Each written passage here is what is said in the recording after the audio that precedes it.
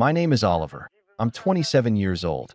And if you had told me 10 years ago that I'd one day inherit my grandfather's entire estate, worth a jaw-dropping $3.5 million, I would have laughed in disbelief.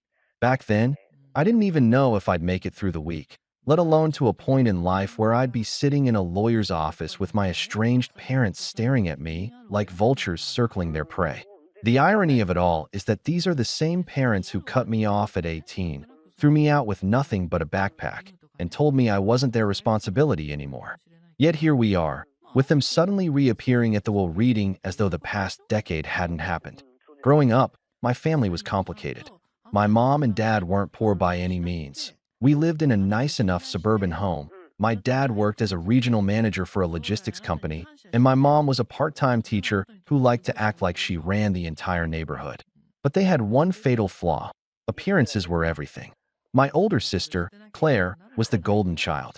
Straight A student, cheerleader, the one who never caused them trouble. She could do no wrong.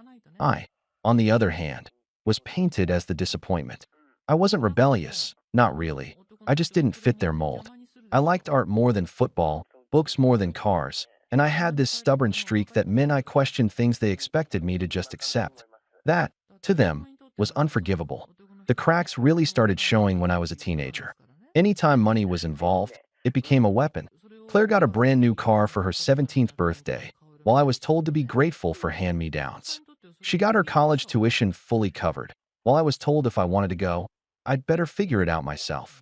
And when I tried to push back, asking why things weren't equal, I got lectures about being a man and earning my place. My mom would roll her eyes and say things like, "Oliver, you've always been too sensitive. You expect the world to hand you things." My dad would mutter about how I'd never make it without them. I'll never forget one night at dinner when my father leaned across the table, looked me dead in the eye, and said, "If you're still under our roof by 18, you're a failure." I laughed then, because what else could I do? But inside, I was crushed. When my 18th birthday came, they didn't just kick me out, they staged it like a performance. They sat me down, told me they were cutting me off financially, and said, "It's time for you to learn the value of hard work." They gave me no money, no support, not even a safety net. I walked out of that house with a backpack, 2 changes of clothes, and a part-time job that barely paid enough for groceries. That night, I slept in the back seat of my car. Meanwhile, Claire was posting Instagram photos from her sorority house, smiling with a shiny new MacBook and a credit card from Dad. The only person who didn't abandon me was my grandfather. He was my dad's father, and he'd always been different from the rest of them. Where my parents saw weakness, he saw potential. Where they mocked me for being quiet, he said, "Oliver, that's because you think before you speak." He didn't care that I wasn't the athlete or the golden child. He saw me for who I was. He'd invite me over for weekends, feed me, let me crash on his couch when things got bad. I never told him the full extent of what my parents had done, but he wasn't stupid. He saw the tension. He saw how I flinched when my dad's name came up. And over the years, he became more of a father to me than my actual dad ever was. Fast forward nearly a decade. I'd built a modest life for myself. It wasn't glamorous. I worked long hours, saved where I could, and kept my distance from my family. Claire would occasionally send me smug texts about her vacations or her new house, just to remind me I was still beneath her. My parents? Silence. Unless, of course, they needed something. Then suddenly I'd get a call with my mom's syrupy voice. "Oliver, honey, how are you doing?" I knew better than to fall for it. I always kept my answers short. I wasn't going to be their backup plan. And then came the phone call I'd both dreaded and expected. My grandfather had passed away. It gutted me. Even though he'd been sick for a while, I'd convinced myself he'd pull through. Losing him felt like losing the only real family I'd ever had. When the lawyer called and told me I was expected at the will reading, I assumed I'd get maybe a watch or a letter, something sentimental. I didn't think for a second that I'd be the one inheriting everything. When I walked into that oak-paneled office, I froze. Sitting there, dressed like they were heading to a gala, were my parents and Claire. My mom's smile was wide, my dad's hand rested smugly on his knee, and Claire gave me this once-over like she was measuring how much I was worth now. I wanted to turn around and leave, but I forced myself into a seat. The air felt thick with their fake sweetness. My mom leaned over and whispered, "Don't worry, Oliver. We'll make sure the estate is taken care of properly. My dad added. Yeah, of course, we'll manage it for you. They were already counting the money in their heads. I could see it in their eyes. They thought I was still that powerless kid they'd kicked to the curb. But then the lawyer cleared his throat, shuffled the papers, and said the words that made my heart pound. Per the wishes of the late Mr. Harold Montgomery, his entire estate, valued at approximately $3.5 million, is hereby left to his grandson, Oliver Montgomery. I swear, time stopped. I looked up, and for a split second, I thought I saw my grandfather's smirk in my mind, like he'd been planning this moment all along. My parents' smiles froze in place. Claire's jaw actually dropped. And then the lawyer turned the page and said, "There are additional stipulations you'll want to hear." And that's where things took a turn none of us were prepared for. My mother was the first to recover from the shock, though her voice came out too high, too sweet, like she was trying to mask her panic. "Well, of course, that makes sense," she said, clapping her hands together lightly. "Oliver was always so close to Dad. But naturally, Oliver will need our guidance. He's inexperienced with finances. We'll step in, won't we, dear?" She turned to my father, who nodded as if the whole thing were already decided. My father leaned back in his chair, steepling his fingers. Yes, Harold meant well, I'm sure, but Oliver's not equipped to handle an estate of this size. $3.5 million is a lot for someone with no background. It could ruin him. It's only logical we manage the funds on his behalf. The way he said ruin him made my stomach twist. They didn't see me as a person. They saw me as an obstacle between them and a fortune. Claire smirked, tucking her hair behind her ear like she was already picturing herself shopping with the money. Honestly, Oliver, don't take it the wrong way, but you've never been, well, you know, responsible. Remember when you maxed out that tiny credit card freshman year? She laughed under her breath, as if that one mistake defined me forever. And Dad's right. A sudden windfall could really mess you up. Let us help. The lawyer cleared his throat again, cutting through their little performance. If I may, Mr. Montgomery specified very clearly that the estate belongs to Oliver alone. No trustees, no oversight, full control. His eyes flicked toward me briefly, as if to say, your grandfather knew what they'd try to do. That didn't stop my parents. My mom put a hand on my arm, her nails digging just slightly into my sleeve. Oliver, sweetheart, you know we only want what's best for you. We can guide you through this. Make sure you don't make mistakes. Think of it like a family effort. Grandpa would want us all to benefit. That word, benefit, hung heavy in the room. Benefit for them, not for me. I stayed quiet, trying to keep my face neutral, but inside I was boiling. All those years of being told I wasn't enough, of being pushed aside for Claire, of sleeping in my car while they laughed over vacation photos. And now they thought they could swoop in and control the one thing my grandfather had left me. It wasn't even about the money in that moment. It was about their arrogance, the assumption that I couldn't possibly handle my own life without their guidance. Claire crossed her legs and leaned forward, her voice soft but dripping with condescension. Look, Oliver, you've done fine for yourself, I guess. But this is different. You don't want to end up like those lottery winners who go broke in a year, right? I mean, think about it. You're not even a homeowner. You still rent, don't you? You don't have experience investing. What if you blow it all? She gave a little shrug. It just makes sense that Dad handles it. He's been managing money his whole career. What she didn't say, but I heard all the same, was that she thought I'd always be the failure, the one lagging behind, the one they could keep under their thumbs. The lawyer didn't even look up from his papers this time. Again, Mr. Montgomery's instructions are explicit. No one but Oliver is to control or manage the estate. My father's jaw tightened, but he forced a smile. Of course. We're just concerned, that's all. You understand, son. He said son like it was some term of endearment, but it felt hollow. This was the same man who had told me I'd never make it without him, who had watched me pack my things on my 18th birthday without offering so much as $20 for food. Now he wanted me to hand over millions out of gratitude? My mom gave a little laugh, tilting her head. Oliver, you know we always wanted the best for you. Maybe we were tough on you, but look how strong you've become. That was our way of preparing you. Don't hold grudges. Let's move forward as a family. I nearly choked at the hypocrisy. Preparing me? By throwing me out? By letting me struggle while they showered Claire with everything? My grandfather had prepared me, not them. He'd taught me resilience, patience, and the value of quiet strength. Still, I said nothing. I wanted to hear every manipulative word, let them dig their own holes. The lawyer continued reading through the stipulations, but I barely registered the words.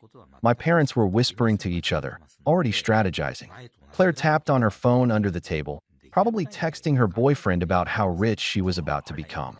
I sat still, but inside, I felt something shifting. All those years of being dismissed, all those nights of wondering if I was worth anything, suddenly, I had the power. And they hated it. When the lawyer finally finished, my mom stood quickly, smoothing her skirt. Well, thank you, Mr. Thompson. Oliver, we'll discuss the details at home. You'll come over tonight, won't you? She said it as though it was already arranged, as though I'd automatically fall back into their orbit. My father added, yes, we'll get started on a plan. Investments, property management, taxes. Don't worry, we'll take care of everything. And Claire, with that same smug little smirk, leaned in close as we walked out. You're lucky, Oliver. If it weren't for us, you'd drown in all this. Don't forget who actually knows what they're doing. I clenched my jaw, my fists tight at my sides. Lucky? No, I wasn't lucky. I was chosen. My grandfather had seen through all of them and decided to put everything in my hands. And as much as they wanted to pretend otherwise, they weren't in control anymore. But I didn't say a word. Not yet. Because I knew, deep down, that this was just the beginning. I left the law office that afternoon with my head spinning, the copy of my grandfather's will clutched in my hands like a lifeline. My parents had walked out with the kind of brittle smiles that come from swallowing disappointment, but I could feel their eyes burning into my back as I went. I knew them well enough to recognize that this wasn't the end of their schemes, it was only the start. And I wasn't wrong. That very evening, around 9 p.m., I got a knock at my apartment door. When I opened it, there stood Claire, looking like she'd just stepped off a runway, perfume clouding the air. She gave me that same little smirk and slipped past me without asking. Cute place, she said, glancing around the small living room with an exaggerated lift of her eyebrows. But let's be honest, Oliver, this won't do anymore. You'll need something grander. And you know who can help with that? Me. I closed the door slowly, already exhausted. What do you want, Claire? She plopped onto my couch like she owned it, crossing one leg over the other. Simple. I'm here to make sure you don't embarrass yourself with this inheritance. You've been living small for so long, you don't even realize what you've got. Think about it. Dad knows investments, Mom knows people, and she twirled a strand of hair around her finger. I know style. Imagine the three of us helping you. We could turn Grandpa's estate into something bigger, but only if you stop being stubborn. Her words stung, not because they held truth, but because they mirrored every insult my parents had ever thrown at me. Small, stubborn, incompetent. She'd learned the script by heart. I don't need help, I said firmly. Grandpa left it to me. Not you. Not them. Me. Her smile faltered, just slightly, but she covered it with a laugh. Oh, Oliver, you really think that? You think Grandpa didn't expect you to lean on the family? You wouldn't even have met with that lawyer if Mom hadn't told you the time. That's when I realized she wasn't here to help. She was here to test me, to see if I'd bend. But the real betrayal came a week later. I got a call from the lawyer, his tone clipped. Oliver, I need to ask, did you authorize any changes to the estate account? My stomach dropped. No. What? There have been attempts to access the funds. Someone presented themselves at the bank as your representative. Luckily, the bank flagged it because of the stipulations in the will. But they were very insistent, claiming you had verbally authorized it. I knew immediately who it was. My parents. That night, I drove past their house. It looked exactly as I remembered. 2 cars in the driveway, the porch light glowing warmly, the picture of suburban comfort. I sat there in the dark, hands gripping the wheel, watching the home I'd been exiled from. And for the first time, I didn't feel sadness or longing. I felt cold, calculated, because this wasn't just manipulation anymore. This was theft. They were willing to break the law, to forge, to lie, just to strip me of what my grandfather had trusted me with. And then, as if the universe wanted to twist the knife, Claire texted me later that night. Don't be naive, Oliver. Money belongs in the hands of people who know how to use it. Be smart, or you'll lose it all. I stared at the message for a long time, my heart thudding in my chest. That was the moment something snapped. The betrayal wasn't just their attempt to steal from me. It was the realization that they would never see me as anything other than the weak link, the disposable one. They had cut me off at 18, laughed as I scraped by, and now that I finally had something of my own, they wanted to take it too. I put my phone down and sat in the dark, thinking about my grandfather. I remembered his voice, steady and firm, the way he'd look at me and say, "Oliver, don't let anyone tell you what you're worth. You decide that." For years, I hadn't believed him. But now, with my parents circling like sharks, I finally understood. That night marked the turning point. I wasn't going to let them manipulate me anymore. And I wasn't just going to protect what was mine. I was going to make them regret ever underestimating me. But I had no idea just how far they'd go next, or how ugly the fight was about to become. The days after the bank incident were some of the darkest I'd lived through since the night I was kicked out at 18. At first, I thought I could just ignore my parents' schemes, cut them out completely, and move on with my life. But that's not how they worked. They had this way of clawing into every crack, forcing themselves into places they didn't belong, until you felt suffocated. I started noticing strange things. One morning, I went down to my car and found a deep scratch carved along the side. It wasn't random. It was deliberate, jagged, like someone had taken a key and dragged it from the front bumper to the taillight. Later that week, I got an email from my landlord saying they'd received multiple anonymous complaints about noise from my apartment. I lived alone. I barely played music, and I worked late most nights. It was obvious someone was trying to make trouble for me. And then came the whispers. My parents still lived in the same town I'd grown up in, and they had their little circle of friends, the country club set, the church crowd, the neighbors who thrived on gossip. Suddenly, those people were looking at me differently when I ran errands around town. The cashier at the grocery store, who used to smile, now raised her eyebrows when I paid in cash. The woman at the gas station muttered, "Must be nice, living off an old man's money." I knew where it came from.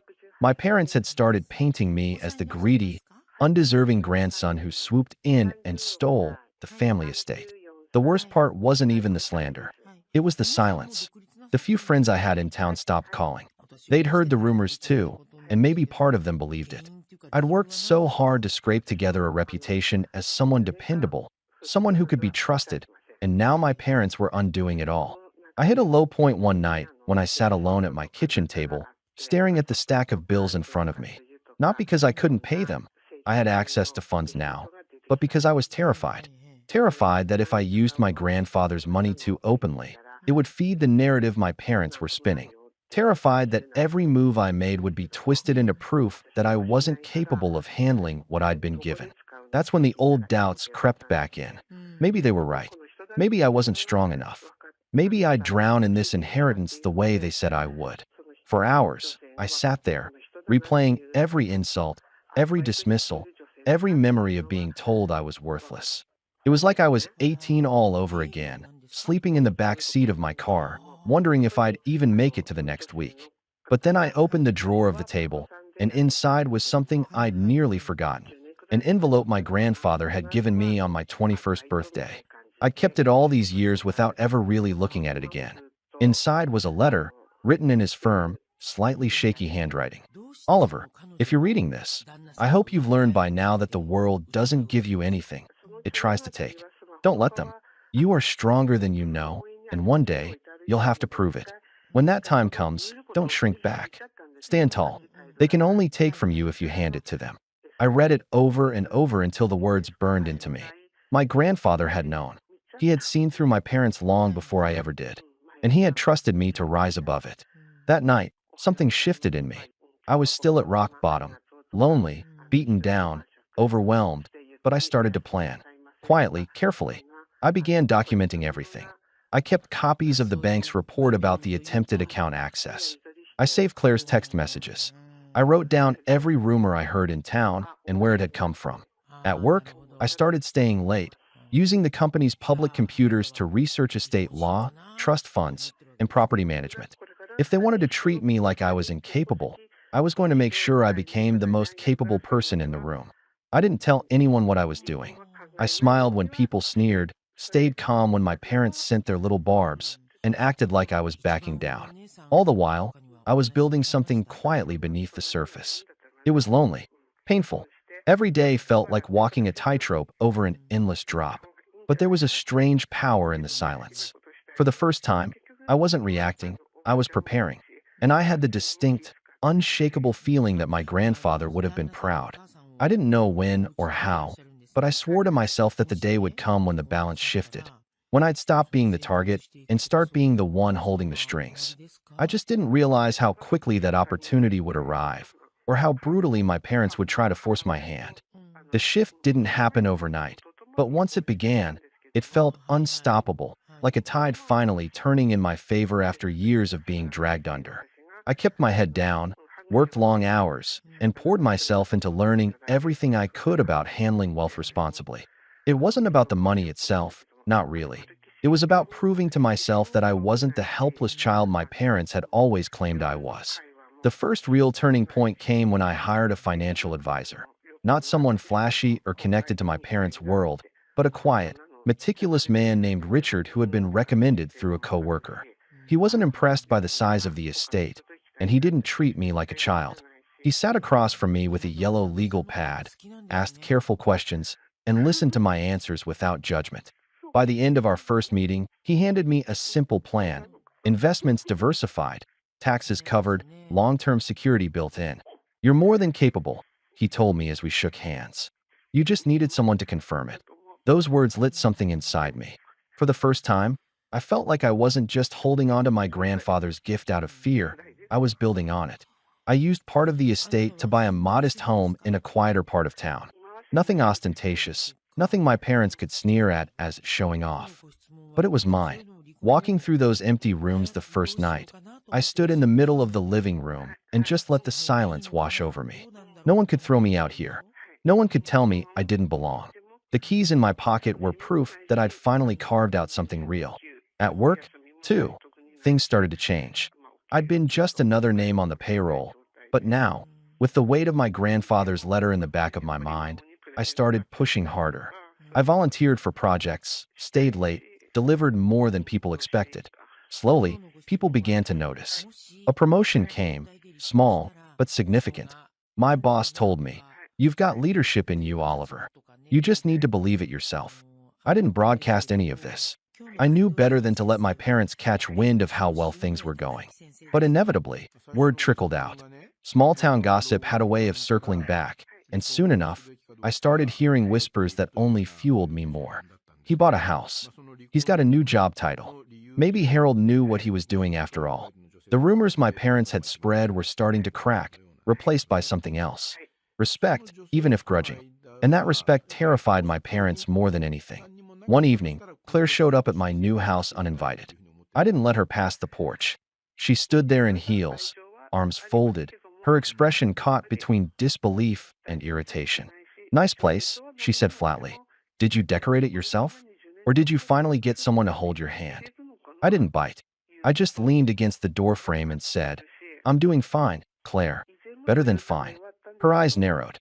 "Don't get cocky, Oliver. You think one house and a job promotion means you've won? Dad's already looking into ways to." She stopped herself, biting her lip. But I caught it. "Dad's already looking into ways to" what? Regain control? Undermine me? It didn't matter. I knew then that they hadn't given up. And that's when I realized my rise wasn't just about survival anymore. It was about positioning. Every step forward was leverage. Every success was a weapon they couldn't take from me. I began aligning myself with people outside of my family's reach. I joined a local charity board in my grandfather's name, honoring the work he'd quietly done for years. I networked with people who respected my grandfather, who remembered his integrity and generosity. With each handshake and each connection, I was weaving a net of support around myself, one my parents couldn't break with gossip alone. Inside, I was still cautious, still carrying the scars of those early years. But for the first time, I felt a quiet confidence building. My parents had expected me to stumble, to drown in responsibility. Instead, I was learning to swim in deeper waters than they ever imagined. Still, I kept my preparations hidden. I knew the storm wasn't over. If anything, it was gathering. And when it broke, I wanted to be ready, because I could feel it coming. My parents weren't the type to accept defeat quietly. They'd tried manipulation, they'd tried theft, they'd tried slander. None of it had worked. The next move, I knew, would be bigger, more desperate. And when it came, I had to be in a position not just to defend myself, but to strike back. The setup came almost by accident, though in hindsight it felt like my grandfather's hand guiding me even years after his passing. I'd been attending more of those charity board meetings, the ones I joined in his honor, and it was at one of these gatherings that I met a man named Daniel Grant. He was in his late 50s, a retired attorney with sharp eyes and the kind of calm presence that made you lean in when he spoke. He'd known my grandfather personally. Apparently, they played chess together every Thursday night for nearly a decade. When he found out who I was, his expression softened. Harold was a rare man, he said, shaking my hand firmly. I hope you know how proud he was of you. Something about the way he said it felt different, almost conspiratorial. Over coffee later that week, he leaned across the table and lowered his voice. You should be careful. Your grandfather. He anticipated there might be trouble after he passed. He put certain protections in place. I froze. Protections? What kind of protections? Daniel smiled faintly. That's something we can talk about more formally.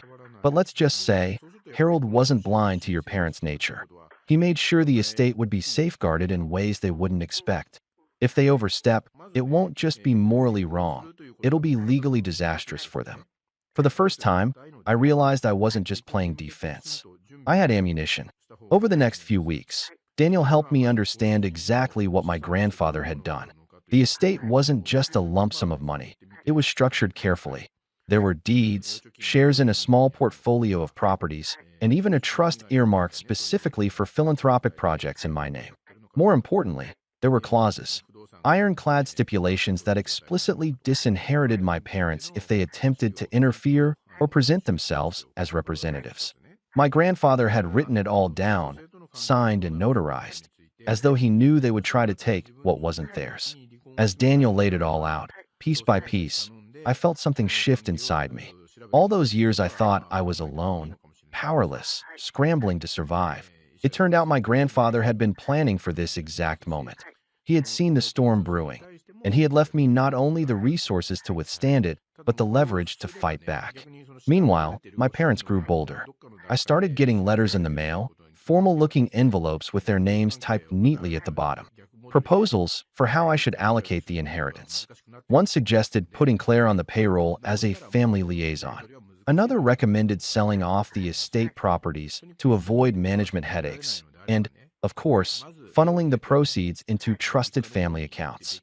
I didn't respond to any of them, but I kept each letter filed neatly in a folder Daniel advised me to maintain. Paper trails are powerful, he told me. Every word they put in writing is another rope they're tying around their own throats. At the same time, I was climbing higher in my own right. Work recognized me again, this time with a significant promotion that came with more authority and a seat at the table during strategy meetings.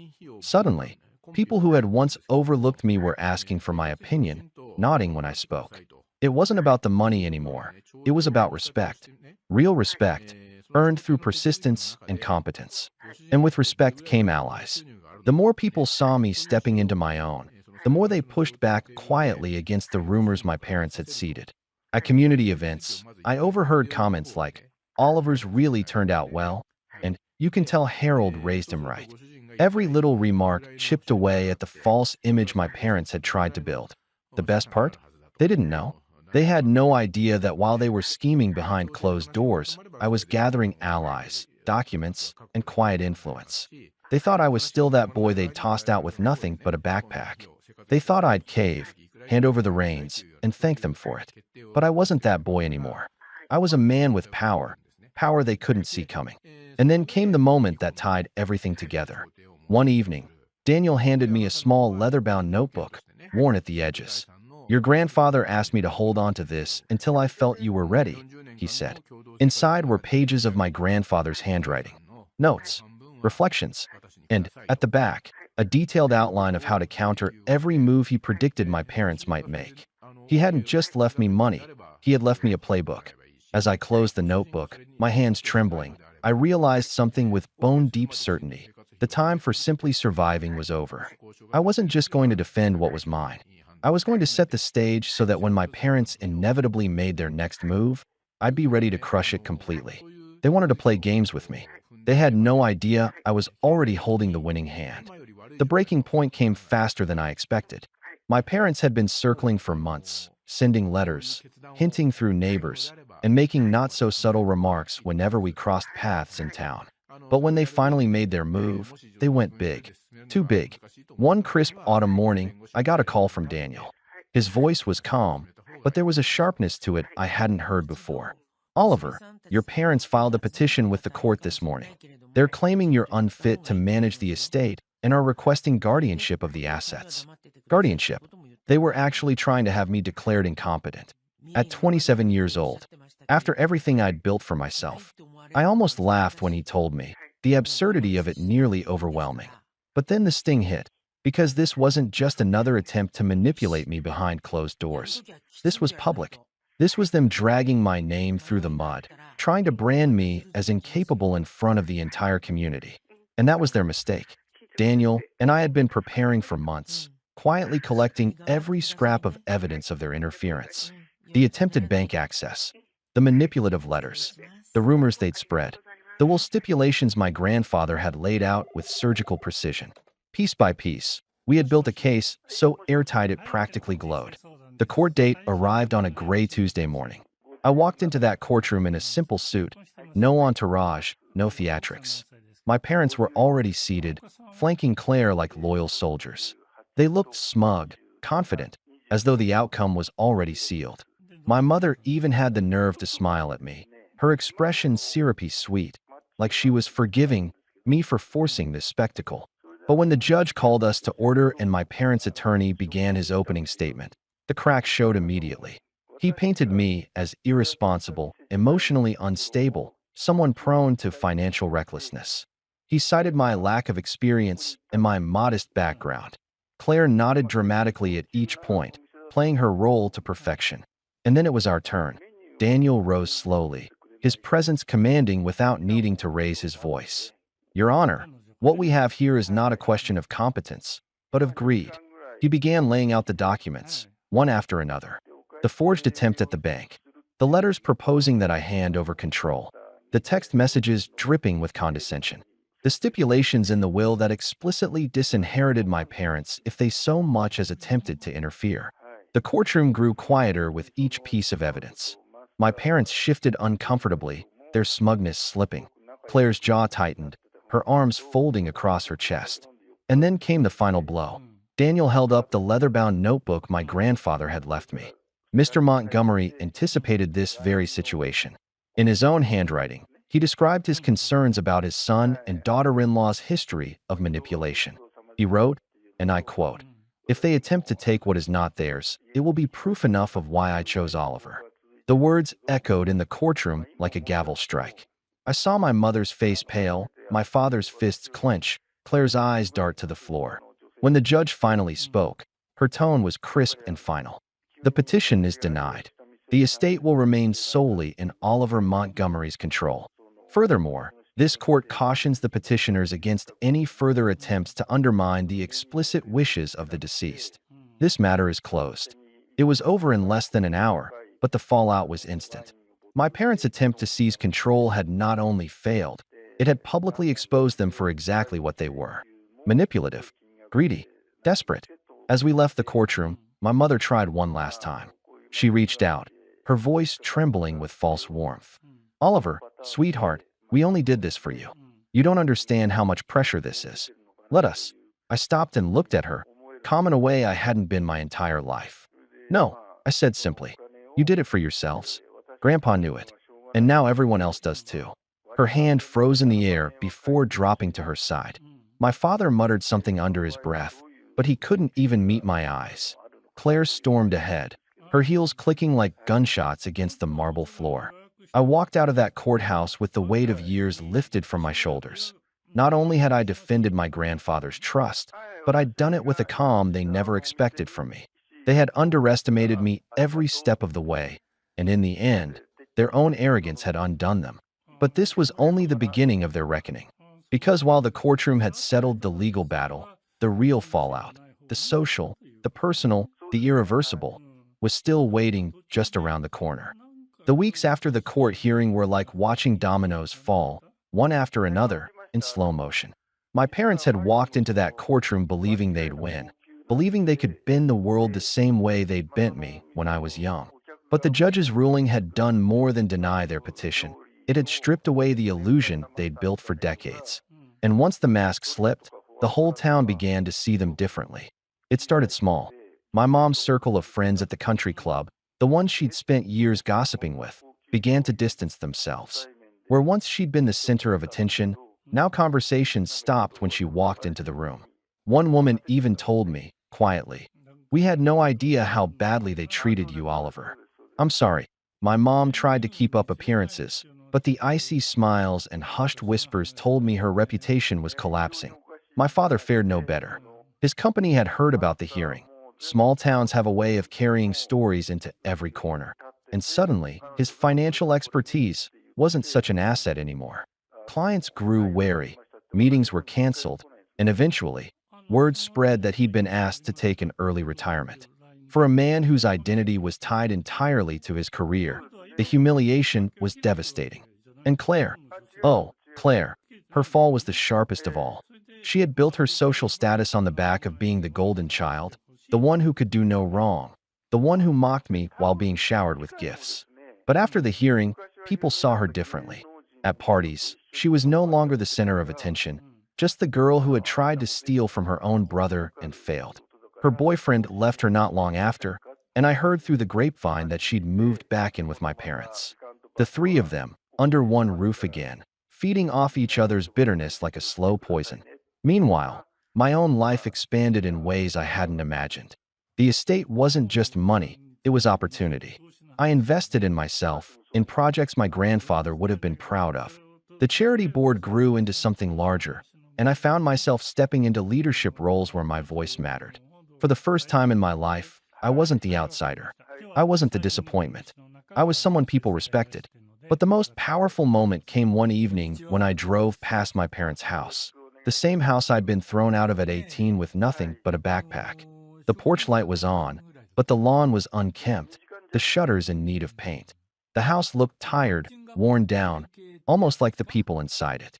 I parked across the street for a while, watching. Memories washed over me. The night of my exile, the years of mockery, the endless comparisons to Claire. For so long, this place had represented my failure, my shame. But now, looking at it, I felt nothing but clarity. They hadn't destroyed me. They had forged me. Every insult, every dismissal, every cruel word had built the resolve I carried now. And then I realized. The revenge was complete not because I had humiliated them in court, not because they'd lost their standing, but because I no longer needed their approval. Their power over me was gone. Entirely. I rolled down my window, letting the cool night air in, and whispered to myself words I'd never dared say before. Grandpa was right. I decide what I'm worth. With that, I put the car in gear and drove away, leaving the house, and everything it represented, behind me. They had tried to cut me out of their lives. In the end, I had cut them out of mine. And this time, it was permanent.